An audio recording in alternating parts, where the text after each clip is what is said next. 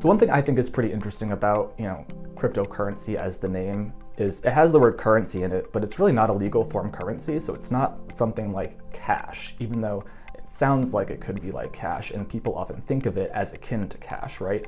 But when you're holding cryptocurrency for an investment, you really end up in a place where you're accounting for it often as an indefinite-lived intangible asset. And so this comes with all the trappings of ASC 350, right? You assess it, at least annually for impairment.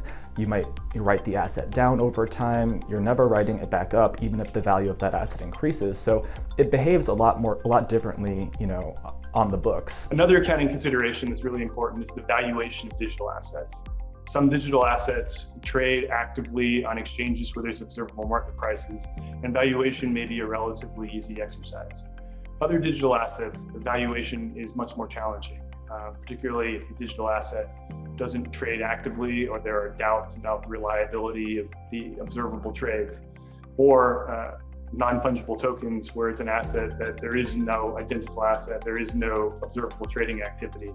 And so those valuations may require the use of unobservable inputs and assumptions, what we would call level 3 fair value measurements. We have to look to existing GAAP and existing literature out there, because there is no, currently, there is no guidance that's been written specifically on how to account for digital assets. So we're taking a lot of the existing literature and applying it to the facts and circumstances of the companies and what they're doing with the digital assets, and then kind of stepping through getting to the right answer with the accounting treatment. In many circumstances under US GAAP, you'll either account for a digital asset as an intangible asset or a financial asset, right? It's not a given that it's an intangible asset. In some circumstances, maybe certain stable coins, it may give you a right to cash, which would meet the definition of financial asset, which would make it easier to account for it fair value. However, the struggle is where we have these intangible assets that are required to be accounted for at cost, less impairment.